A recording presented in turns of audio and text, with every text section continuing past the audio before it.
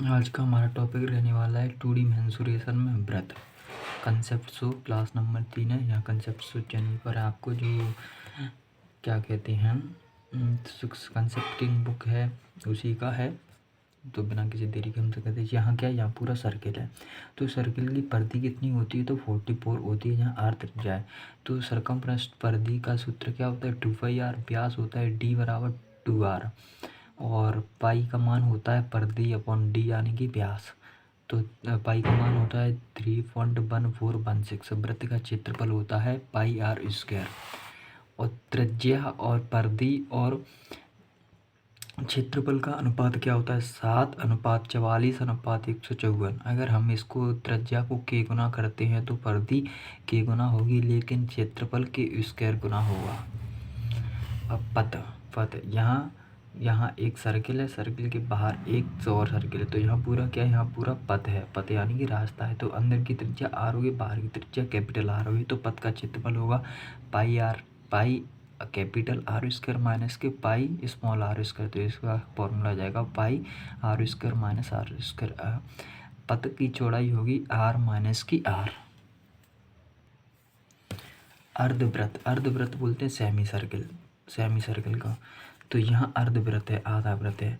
तो आधा पूरे वृत्त की परिधि कितनी थी, 44। तो इसकी कितनी हो जाएगी, तो 22। और इसकी त्रिज्या 7 और 7। तो इसकी परिधि कितनी हो जाएगी, 22। 7 + 7 यानी कि 36 हो जाएगी। तो क्षेत्रफल क्या होगा, पाई आर स्क्वायर अपॉन 2 यानी क्या, ये पूरे क्षेत्रफल का आधा हो जाएगा। परिधि हो जाएगी पाई आर प्लस 2r। 2πr का आधा हो जाएगा पाई आर। यहाँ पाई आर का मान हो जाएगा और यहाँ जुड़िएगी तो यहाँ प्लस 2r हो जाएगा। तो 36/7r किसका मान हो जाएगा, परिधि का। अर्धवृत्त की त्रिज्या, परिधि और क्षेत्रफल का अनुपात क्या होगा, अर्धवृत्त में 7:36:77 हो जाएगा। 7:36:77 हो जाएगा। अब कुछ केसेस हैं। केसेस क्या हैं, केस नंबर 1 है हमारा अर्धवृत्त के अंदर बने सबसे बड़े त्रिभुज का क्षेत्रफल। तो अर्धवृत्त के अंदर बने सबसे बड़े त्रिभुज का क्षेत्रफल क्या होगा, तो जहाँ अर्धवृत्त है आर और आर त्रिज्या है इसकी, यहाँ अर्ध सबसे बड़ा हुआ तो इसका फॉर्मूला आ जाएगा एरिया बराबर आर स्क्वायर। एरिया बराबर आर स्क्वायर हो जाएगा। ऐसे ही अर्धवृत्त के अंदर बने सबसे बड़े वृत्त का क्षेत्रफल, तो वृत्त का क्षेत्रफल क्या हो जाएगा, यहाँ क्या है, यहाँ अर्धवृत्त की व्यास है। तो यहाँ क्या हो जाएगी, त्रिज्या क्या हो जाएगी, यहाँ ए है और यहाँ a/2 हो जाएगी। आर और आर हो जाएगी और यहाँ भी क्या है, आर। तो यहाँ पर फॉर्मूला लग जाएगा किसका, समकोण त्रिभुज का। तो आर का मान यहाँ से निकल के आ जाएगा। तो एरिया ए स्क्वायर बराबर कितना हो जाएगा, 4/5 आर स्क्वायर हो जाएगा अर्धवृत्त के अंदर। अर्धवृत्त के अंदर बने सबसे बड़े वृत्त का क्षेत्रफल क्या होगा, तो जहाँ आर है तो यहाँ क्या हो जाएगी r/2। तो एरिया हो जाएगा 4r², यहाँ आर स्क्वायर होगा,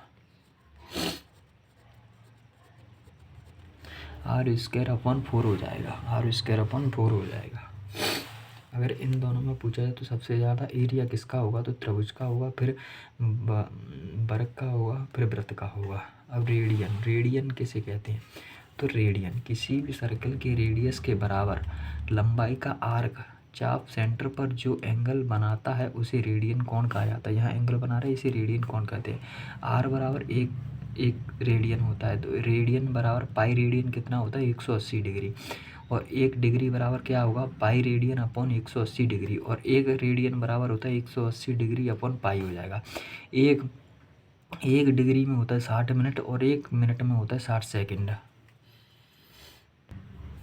अगर चतुर्थांश पूछा जाए आपसे, चतुर्थांश, तो यहाँ एक चतुर्थांश है, यहाँ पूरा जहाँ क्या है, यहाँ एक चतुर्थांश है। तो एक चतुर्थांश की कितनी परिधि होती है, 11, 7 और 7। तो 14 और 11 कितनी हो जाती है, 25। तो एक चतुर्थांश की 25 क्या होती है, परिधि होती है। ऐसे ही 11 हर चतुर्थांश में 11 और 2 त्रिज्याएं जो जुड़ जाती हैं, 7 और 7। तो 14 और 11 25 हो जाती है। 2πr यहाँ पूरा 44 होता है। जैसे आर यहाँ एक चतुर्थांश निकाल दिए तो यहाँ से कितनी है, 7, यहाँ 7 यहाँ 11। तो 11 7 7 कितना हो जाएगा, 25। तो एरिया का फॉर्मूला, चतुर्थांश के एरिया क्या होगा, 4πr², क्योंकि यहाँ वृत्त का चौथा हिस्सा है तो क्षेत्रफल भी आधा है। ऐसी परिधि हो जाएगी πr/2। यहाँ भी परिधि हो जाए प्लस 2r हो जाएगी। अब पूछा जाता है एक वृत्त का त्रिज्यखंड। अब वृत्त का त्रिज्यखंड यहाँ क्या है, यहाँ पूरा वृत्त है और यहाँ क्या है, यहाँ वृत्त का त्रिज्यखंड है। और यहाँ क्या केंद्रीय कोण है, और एल क्या यहाँ चाप की लंबाई है, ए से बी तक चाप की लंबाई, इसे इससे नोट करते हैं। तो थीटा क्या प्रदर्शित करता है यहाँ पर, थीटा अपॉन 360 डिग्री, यानी सेक्टर पूरे सर्किल का कितना हिस्सा है। चाप की लंबाई क्या होगी, एल बराबर 2πr थीटा अपॉन 360 डिग्री, इसको याद करना है आपको। और क्या करना है, और त्रिज्य खंड का क्षेत्रफल क्या होता है, pi R square theta upon 360 degree, या 1/2 आर इंटू चाप की लंबाई, एल यहाँ पर चाप की लंबाई है, 1/2 आर इंटू एल चाप की लंबाई।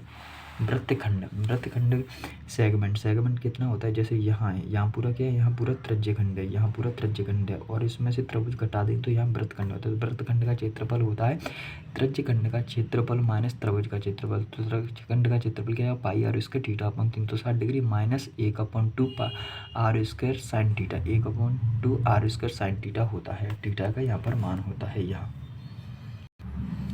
अब कुछ इम्पोर्टेंट रिजल्ट होते हैं व्रत के अंदर, जैसे यहाँ है, यहाँ एक व्रत है, व्रत के ऊपर व्रत बने हुए, ऐसे और भी व्रत हो सकते हैं, व्रतों की संख्या ऐसे 1 2 3 ऐसे हो रही, 1 2 3 ऐसे हो रही, 1 2 3 ऐसे हो रही, यहाँ 4 भी हो सकती है, 5 भी हो सकती है। तो इसका फॉर्मूला है, इसमें जो डोरी लगी हुई है, इस डोरी का फॉर्मूला पूछा गया है तो आपसे।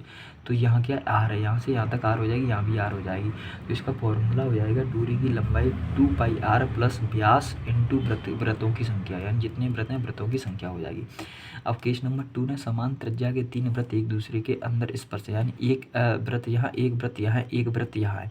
तो इसके अंदर ये वाला व्रत है, इसकी त्रिज्या क्या हुई, तो इसकी त्रिज्या का फॉर्मूला, या त्रिज्या हमने x मानी, तो इसकी त्रिज्या का पूरा x बराबर 2 माइनस के √3/√3 इंटू आर यानी कि त्रिज्या, इसकी त्रिज्या है। और अगर इसके बाहर बनता है व्रत, तो बाहर बने व्रत का क्या हो जाएगा, तो पाई बराबर 2r प्लस √3/√3 आर हो जाएगा। और अगर इसकी पूछी जाए आपसे ओ से बी की लंबाई, यहाँ से भी ओ से बी की लंबाई पूछी जाए तो हो जाएगा 2r/√3 हो जाएगा, 2r/√3 हो जाएगा। अब केस नंबर 3 और 4, केस नंबर 3 और 4 में क्या है, ये समान त्रिज्या के क्या है व्रत है, और इन दोनों को एक स्पर्श रेखा द्वारा इनके यहाँ पर एक वर्ग खींचा गया है। वर्ग तो वर्ग का त्रिज्या और वर्ग की भुजा का क्या हो जाएगा, अनुपात 5:2 हो जाएगा। ऐसे यहाँ पर यहाँ क्या है, यहाँ एक अर्धव्रत है, और अर्धव्रत के अंदर यहाँ छोटे छोटे व्रत बनाए सकते हैं। यहाँ पर 2 भी हो सकते हैं, 4 भी हो सकते हैं, 6 भी हो सकते हैं, 8 भी हो सकते हैं, लेकिन बराबर होंगे। जैसे यहाँ 2 है, ऐसे ऐसे यहाँ पर 2 हो सकती है, ऐसे यहाँ पर 2 हो सकते हैं, 4 हो सकते हैं, लेकिन वो दोनों पर ही बनेगा। तो प्रत्येक छोटे व्रत की त्रिज्या, यानी कि इसकी त्रिज्या क्या होगी, तो इसकी त्रिज्या इसकी त्रिज्या क्या होगी, इनके प्रत्येक छोटे व्रत की त्रिज्या आ जाएगी बड़ी त्रिज्या r/n, यानी जितने व्रत हैं उनकी। तो n इवन सर्किल होंगे, यहाँ पर सभी सर्किलों की संख्या इवन होगी, 2 4 6 8 10 होते। तो इसकी त्रिज्या क्या हो जाएगी, r बराबर n into R, capital R या बड़ी त्रिज्या, और 2 कोष्टक में n+1, तो स्मॉल r बराबर हो जाएगा n कैपिटल R/2n+1। अब केस नंबर 5 है, तो केस नंबर 5 में क्या है, यहाँ एक बड़ा व्रत है। अब इस व्रत के अंदर 4 बन गए हमारे सेगमेंट, यानी कि चतुर्थांश। तो अब यहाँ ऐसे व्रत बनता है, तो इसकी त्रिज्या तो r है, कैपिटल R है, तो इसकी त्रिज्या क्या हो जाएगी, r/2 हो जाएगी। अगर ऐसे व्रत बनता है, इन दोनों व्रतों के ऊपर व्रत बनता है, तो इसकी त्रिज्या r/3 हो जाएगी। अगर ऐसे व्रत बनता है तो इसकी त्रिज्या r/4 हो जाएगी। अगर इनके बीच में बनता है तो r/6 हो जाएगी। तो प्रश्न आपसे कैसे पूछा जाए, यहाँ इतना चतुर्थांश आपसे अलग कर लिया जाएगा, इतना वाला अलग कर लिया जाएगा, फिर r/2 और r/3 इतना भाग पूछा जाएगा। तो यहाँ इससे आप डायरेक्ट निकाल सकते हैं। अब केस नंबर 6 है, तो यहाँ क्या है, यहाँ वर्ग है, वर्ग में यहाँ सेगमेंट लिए, यहाँ इसका चाप लिया गया है, ऐसे इसका चाप लिया, तो इसका भाग पूछा गया, इस भाग का एरिया का चित्र आया कि, तो भाग का क्षेत्रफल क्या हो जाएगा, इसको आप डायरेक्ट याद करें, a² कोष्टक में 1 - के √3 + π/3 हो जाएगा। और ऐसे ही इस वाले भाग का, तो 4 व्रत हैं, 4 व्रतों के बीच में ये वाला भाग है, तो वर्ग का क्षेत्रफल क्या होगा, तो चारों त्रिज्यखंड का क्षेत्रफल, चारों त्रिज्यों के त्रिज्यखंड के क्षेत्रफल का, तो एक व्रत वो क्या बनेगा, व्रत बनेगा, तो व्रत का क्षेत्रफल हो जाएगा और माइनस वर्ग का क्षेत्रफल, तो r² बराबर क्या आएगा, वर्ग का क्षेत्रफल माइनस चारों त्रिज्यखंड का क्षेत्रफल, तो r² कोष्टक में -4 के पाई हो जाता है। अब केस नंबर 7 है, केस नंबर 7 में पूछा गया है, तो ABCD क्या है, वर्ग है, तो वर्ग में इस वाले भाग का क्षेत्रफल क्या आ जाएगा, 4a² / 4 पाई ए स्क्वायर अपॉन 4 हो जाएगा। लेकिन यहाँ वाला छायांकित भाग का क्षेत्रफल क्या हो जाएगा, ए स्क्वायर अपॉन 4 कोष्टक में 4 माइनस के पाई हो जाएगा। क्या हो जाएगा, 4 माइनस के पाई हो जाएगा। इस वाले भाग का क्षेत्रफल क्या है, ए स्क्वायर अपॉन 12 कोष्टक में 2 पाई माइनस के 3√3 हो जाएगा। और इन वाले छायांकित भाग का क्षेत्रफल क्या हो जाएगा, जे स्क्वायर अपॉन 12 कोष्टक में 3 माइनस के √3 माइनस के पाई हो जाएगा। कोष्टक में ए स्क्वायर बटे 12 3 रूट माइनस के पाई हो जाएगा। और इस वाले भाग का क्षेत्रफल ए स्क्वायर अपॉन 12 4 पाई माइनस के 3 रूट अपॉन 3 हो जाएगा। अब ऐसे ही और है। अब इस वाले भाग का क्षेत्रफल क्या होगा, तो इस वाले भाग का क्षेत्रफल होगा ए स्क्वायर अपॉन 12 कोष्टक में 12 माइनस के 2 पाई माइनस के 3√3 हो जाएगा।